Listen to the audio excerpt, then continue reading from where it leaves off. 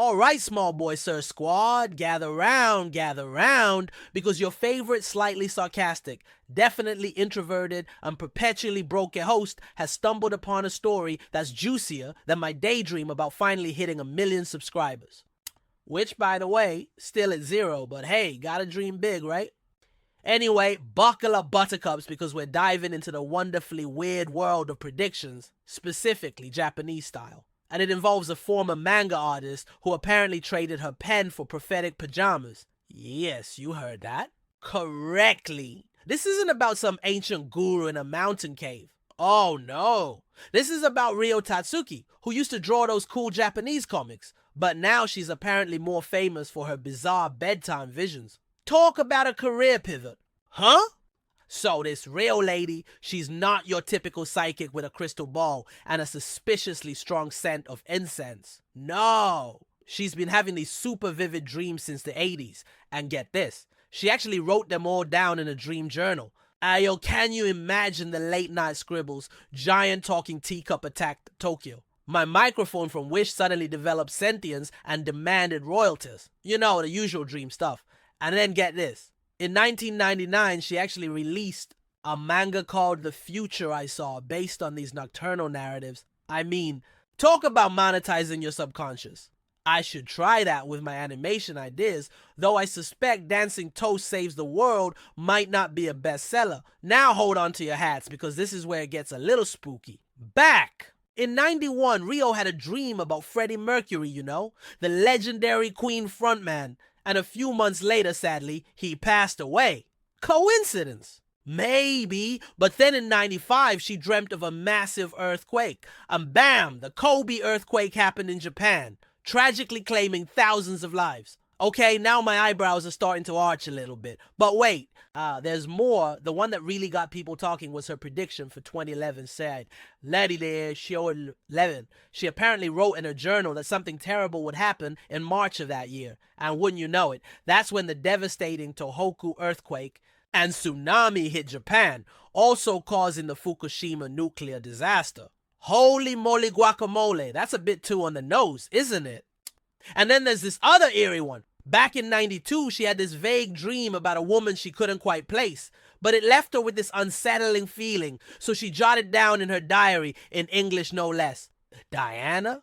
Died? And even sketched the woman. This was August 31st, 1992. Fast forward exactly 5 years to August 31st, 1997, and Princess Diana tragically died in a car crash in Paris. Now, I'm not saying this proves anything, but it's definitely making the hairs on the back of my neck do a little jig. And if that wasn't enough to make you spill your tea, she also apparently had a diary entry about a mysterious virus emerging around 2020, peaking in April, disappearing, and then maybe coming back 10 years later. Well, hello there, 2020 and beyond. That's a tad too accurate for comfort, wouldn't you agree?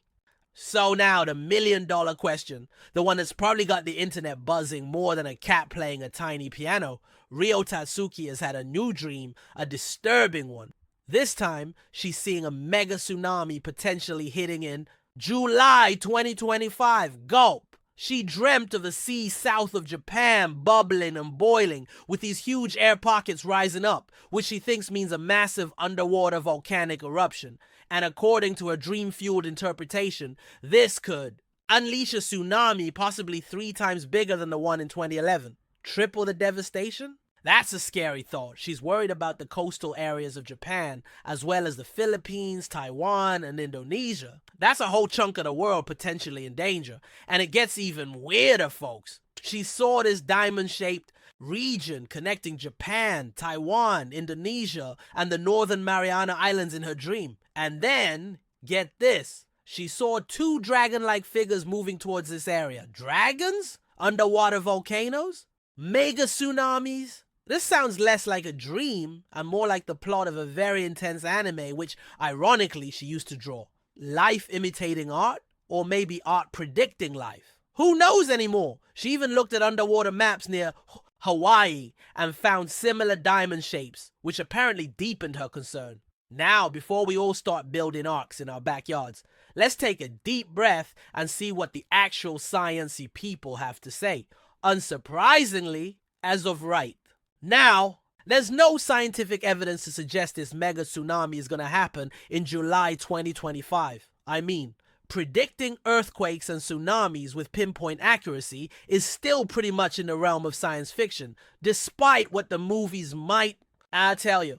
However, the experts do point out that Japan is smack dab in the middle of the Pacific Ring of Fire, which for those of you who skip geography class is one of the most seismically active zones on the planet. So, earthquakes, volcanic eruptions, and tsunamis are unfortunately not exactly rare occurrences there. There's also this particularly risky area called the Nankai Trough, where geologists say a massive earthquake is overdue. And if that happens, it could indeed cause a tsunami over 30 meters high, which, and this is the unsettling part, is eerily similar to what Ryo Tatsuki saw in her dream. So, while we shouldn't panic and start selling all our belongings to buy a submarine just yet, it's definitely food for thought, isn't it? The fact that some of her past dreams seem to line up with real-world events is why a lot of people are now paying close attention to what this former manga artist has to say. Is she a genuine prophetess of doom? Is it all just a series of incredibly wild coincidences? Or is there something else going on here? Well, Small Boy Sir Nation, that's what we're here to ponder, isn't it? Let me know what you think in the comments below. Are you a believer in Ryo Tatsuki's predictions? Do you think it's all just random chance? And more importantly, should I start practicing my underwater breathing exercises just in case? Don't forget to like, subscribe, and hit that notification bell so you don't miss my next existential crisis. I mean, video. Stay safe out there and try not to have too many apocalyptic nightmares. Holy moly guacamole, this is getting intense.